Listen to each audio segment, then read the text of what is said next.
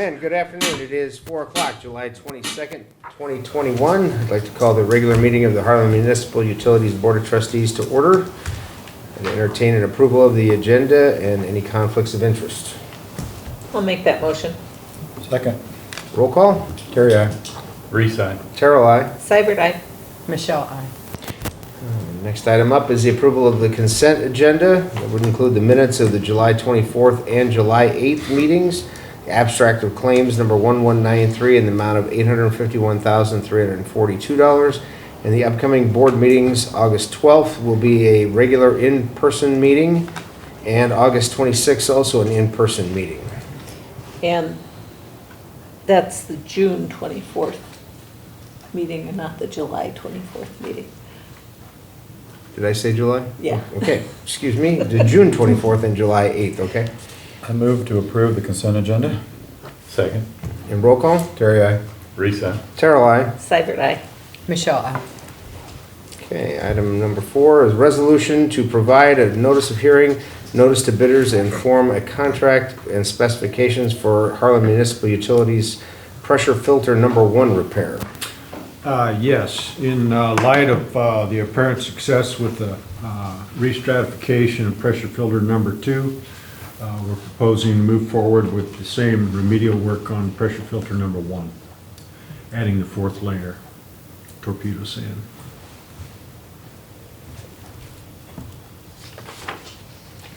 So this is just to provide the notice of hearing, right? Yes. Yeah, we have to publish the notice of hearing and we have to publish the notice to bidders. And then you're approving the form of contract.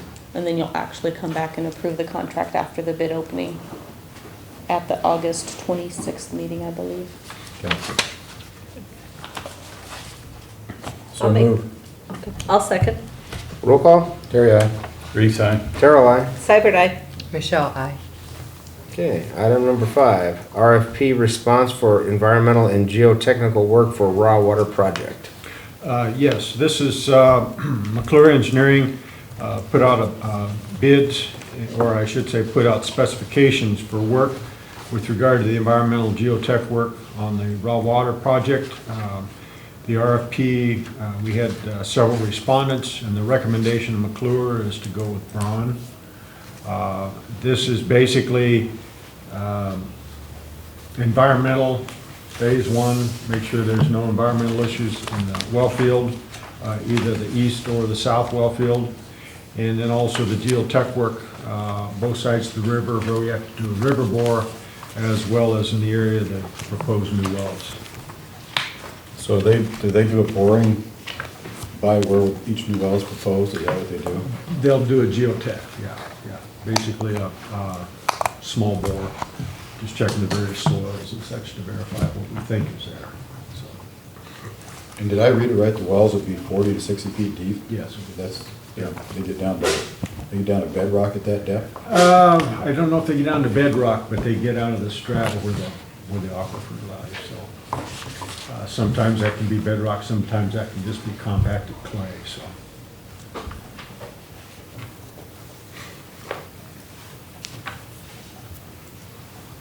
So you need a motion for that? We need a motion to approve that? Is that- Yeah, motion to approve. Going with Braun. Going to Braun, yes. I'll move. I'll second. And roll call? Terry, aye. Reese, aye. Terrell, aye. Seibert, aye. Michelle, aye.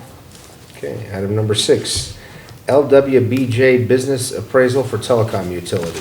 This is in regard to the petition. Yes, this is the second appraisal, and a potential typo was brought to our attention, so we are in receipt of a corrected copy.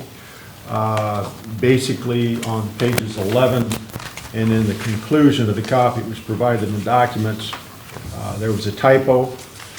The actual number that should have appeared in both places is 485,000. Verify that. $100. And so we have received a corrected copy, and that corrected copy is what ultimately will end up being uploaded when we get to that point. We had to have 2 appraisals, so we have them both now. Yes, we have both appraisals as well as the asset appraisal. And if you're interested, I can give you more detail detail on that, otherwise we'll just go ahead and receive and file. Because he mentions the asset appraisal in his appraisal.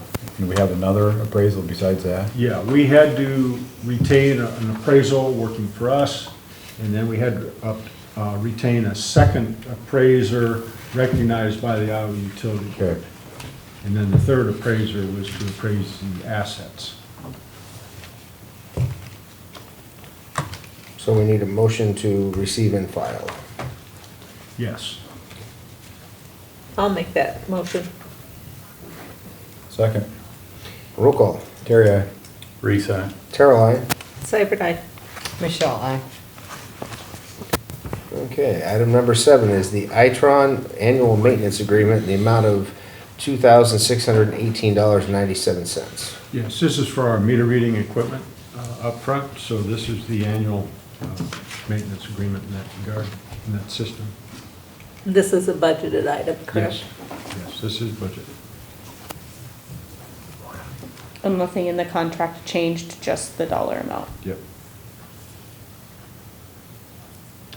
I move to approve payment of the Itron annual maintenance agreement. Second. Roll call. Terry, aye. Reese, aye. Terrell, aye. Seibert, aye. Michelle, I. Okay, item number 8. IMAIL and DNS server migration in the amount of $6,090. Yes, one correction in this regard. Jim went back to review our CapEx over the 5-year CapEx budget, and this was budgeted for the 21-22 fiscal year, so this is within what was budgeted. So there is no budget amendment. No budget amendment on item number 8, correct. Okay. So exactly what does this do? Pardon? What does this do, the IMAIL and the DNS server?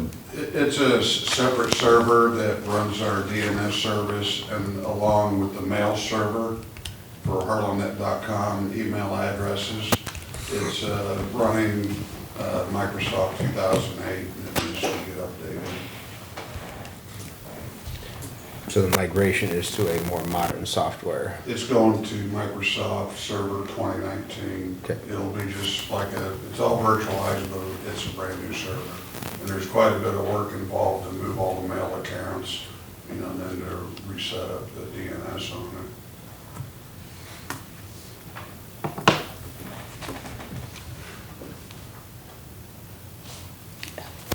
I'll make that motion. Second. Roll call. Terry, aye. Reese, aye. Terrell, aye. Seibert, aye. Michelle, I. Who seconded that? Terry? Terry. Okay, item number 9, the NAS RAC hardware upgrade in the amount of $10,000. Yes. I might add that both items number 8 and 9, we did have discussions with the telecom committee in those regards, so we did address those areas. The NASRAC upgrade, basically, we've got some equipment. This has been getting kicked, basically punted down the street for a number of years, but we're at the point where we need to upgrade it, and it will also entail a budget amendment for this fiscal year, 21-22. Jim, you want to add anything on that? We received the notice April 8, 2021, that through NCTC that NASRAC did an end-of-life on this server. We didn't really have any prior notice on that. It's one of the key components to our conditional video access system. It runs the set-top boxes, some of the video equipment on the racks, and pretty much makes everything work. So currently the one we have was installed in 2011, so it's due for a change out. And if we didn't do anything, Pardon? what if we didn't do anything, what would, They no longer support the, they still don't support that? yeah. They wouldn't support it, is what the notice says. So basically, it's 10 years old and they just don't support it anymore. Right.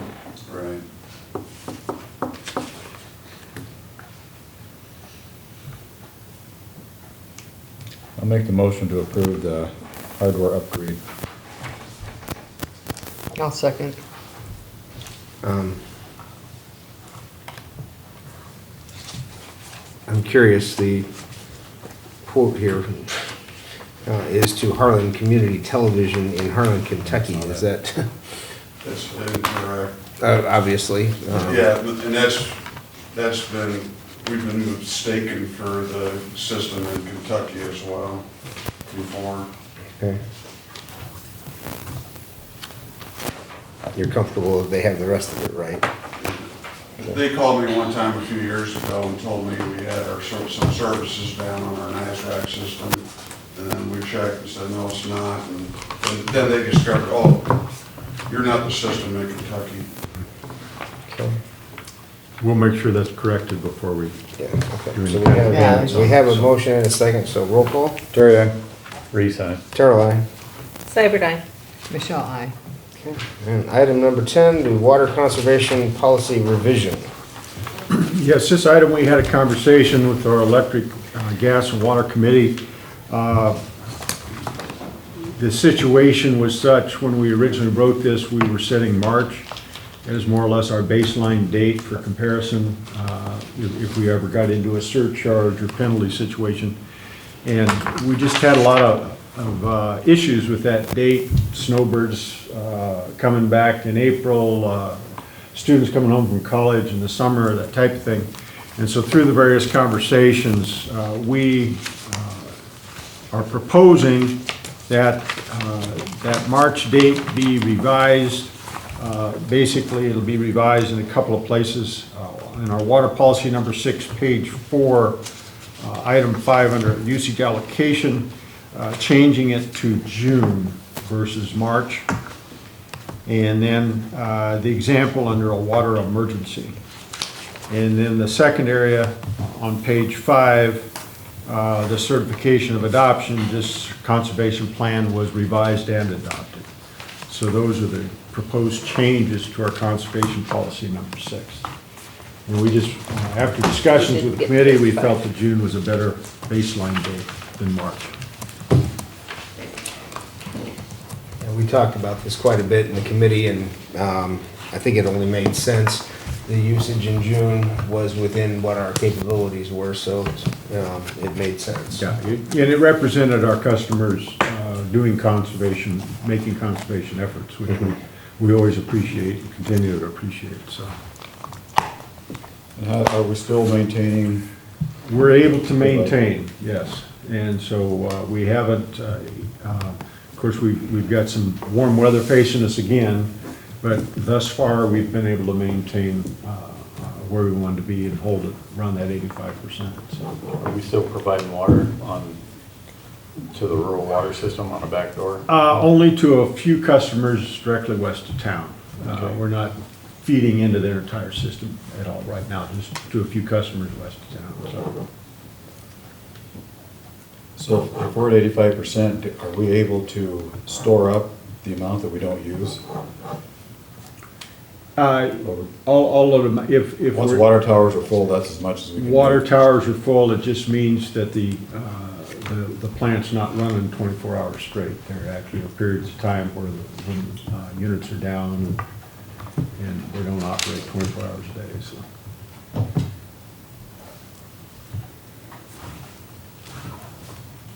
How are we gonna notify them if they're gonna get a fine? I mean, are we gonna, The plan is that when, for example, right now, if it's observed, we do a verbal warning first, and then we follow that up if it continues with a letter.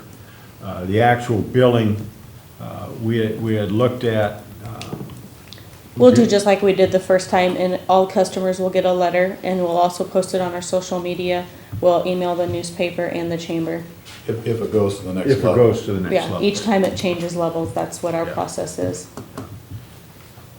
well, we're only gonna send out in the usual billing system this notification, right? Right now, yeah. Yeah, okay. That way we don't waste extra mailing. Right. Yeah, the timing just happened to be that it'll work that way. If it goes to where there's an actual warning, and more than likely won't wait till the billing system, but for this, it'll Yeah, be mailed out with each cycle. right. I agree, I think it makes sense, the June 30th, date. Seems reasonable. So I'll make that motion. Second. And roll call. Terry, aye. Reese, aye. Carol, aye. Cyber die. Michelle, aye. And item 11 is informational items only. Okay, yes. We've had conversations over the years about our rebate programs, and we believe it was finally time to take some action. A couple of examples, we had different tiers in the gas furnaces, different tiers in the heat pumps. We were rebating for insulation, we were rebating for LED lights. And in particular with the LED lights and the insulation, we believe that is more or less the standard now. If you're gonna do a remodel or anything else, you're gonna insulate anyway. So, it's just incumbent on the customer to do it in their own best interest. So we don't believe that incentive is necessary anymore.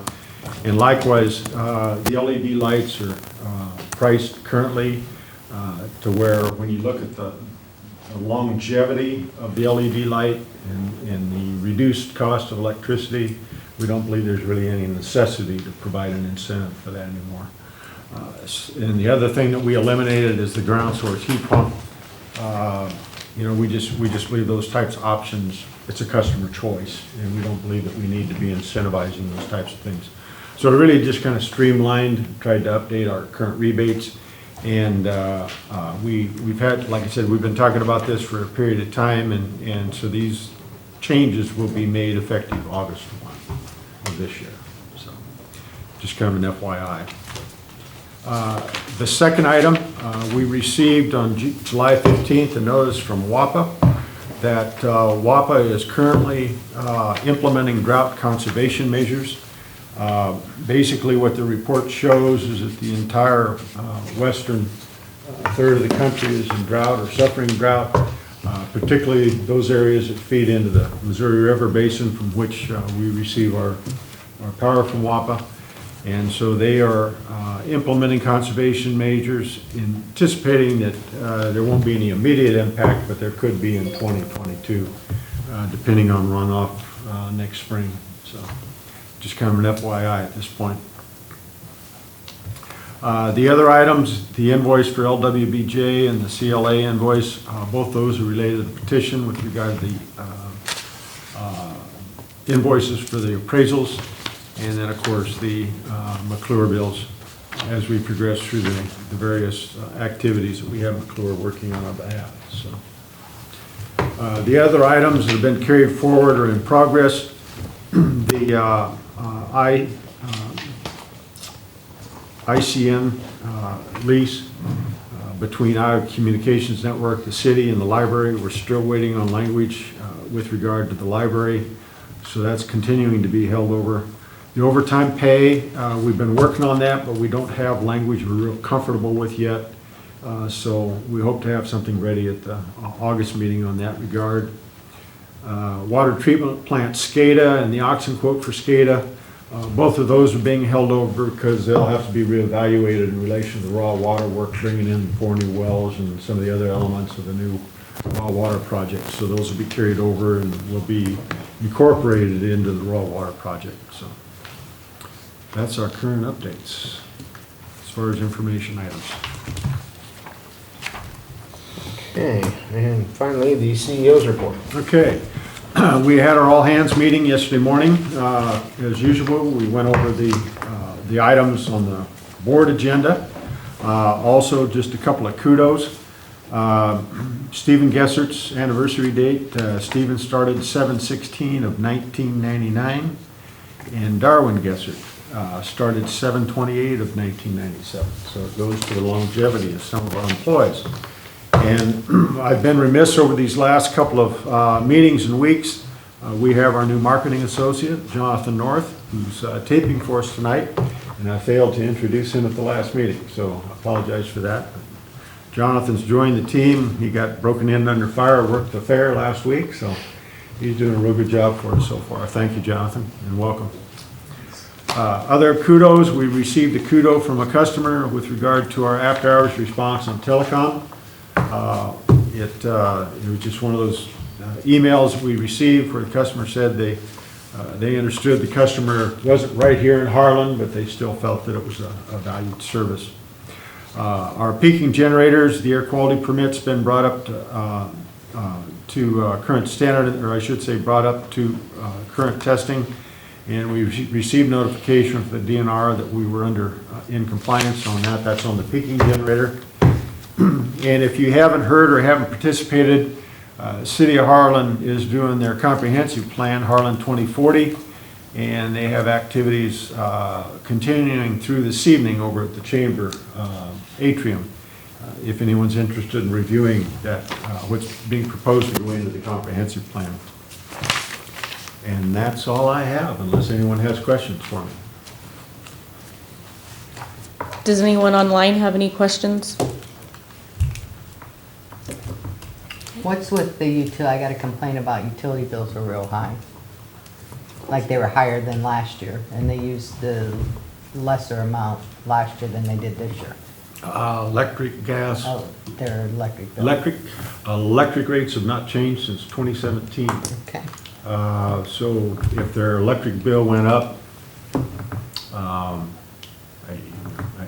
can't really go to it. We would have to go out and investigate that individual customer to really be able to identify something. But we've been fairly fortunate these last 3 months. The WISE has been running the majority of the time over the last 3 months. So our wholesale rates have been pretty low in the $18 to $20 a megawatt hour range. So. But we have not had an electric rate increase since 2017. Any other questions? And we are adjourned. Okay. Thank you.